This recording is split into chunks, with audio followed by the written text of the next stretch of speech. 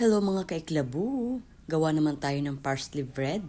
Para sa ating mga ingredients, meron nga tayo ditong 3 tablespoon unsalted na butter. Mas maganda kung naka-room temperature na yung ating butter. 1/2 cup na warm water. Tsaka naman tayo maglagay dito ng 1 and a half teaspoon na yeast. 2 tablespoon na granulated sugar. Maglalagay rin tayo dito ng 1/2 cup na bread flour. At tsaka yung ating 3 cups na all-purpose flour.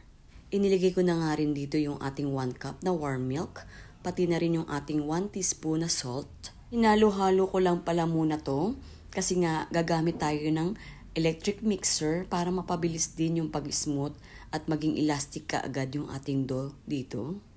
Maglalagay rin tayo dito ng 1/4 cup na fresh na parsley. Alam nyo ba na masarap din talaga yung mayroong fresh na parsley yung ating mga bread? Kapag na-notice niyo smooth na nga yung ating dough, transfer lang natin to sa ating mixing bowl. Tapos yung mixing bowl, maglagay tayo ng konting oil. Diyan natin ilagay, tapos i-cover natin to ng plastic. Tapos i-rest natin siya ng 1 hour. Para naman sa ating toppings, dito sa ating ilalagay mamaya, meron nga tayo ditong 5 tablespoon na unsalted na butter, 1/4 teaspoon garlic powder. Maglalagay rin tayo dito ng 1 tablespoon na fresh na garlic, naka-grated na to. At maglagay na rin tayo dito ng 1/4 cup na parmesan cheese. At naglagay ulit ako dito ng 1/4 cup na fresh na parsley. At naglagay rin ako dito ng 1/4 teaspoon na Italian seasoning. I-set aside muna natin to. Then after 1 hour, ito na nga yung ating dough. Nag-double size na nga yung ating dough dito. Kukunin lang natin to at mamasa-masahin lang natin to kahit sandali.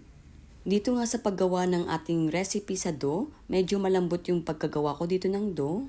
Balihin natin ko nga pala to sa dalawa para naman marami tayong magawa. At 2 bread loaf na yung magawa natin. Tapos naisipan ko nga lagyan pa ng filling to ng mozzarella cheese. Bali ganito lang yung pagka-shape ko sa ating dough. At ita-transfer lang natin to sa ating baking pan. Naglagay lang ako ng konting oil dyan. At dahil nga 2 yung nagawa natin, ganun din yung procedure na ginawa ko. Naglagay rin ako dito ng mozzarella cheese.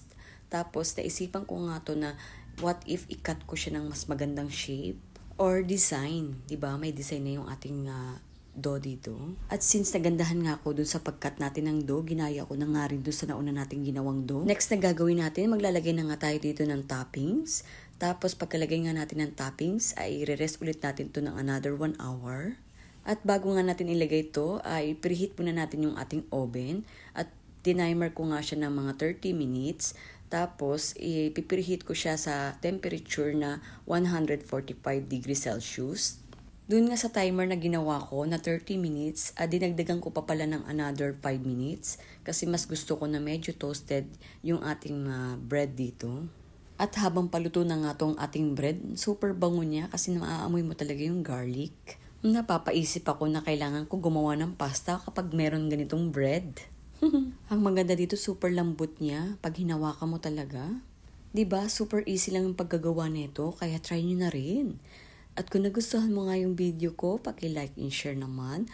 Or baka hindi ka pa nakapalo sa akin, ipalo mo na rin ako para like kang updated sa mga ginagawa kong videos. Salamat po sa panunood, sa uulitin. At syempre, kailangan may fruit na masarap talaga. At tignan nyo naman, hawakan mo pa lang, super lambot talaga na itong bread na to. At talagang try natin yung ating mozzarella na nilagay. Wow, ang yummy naman ito.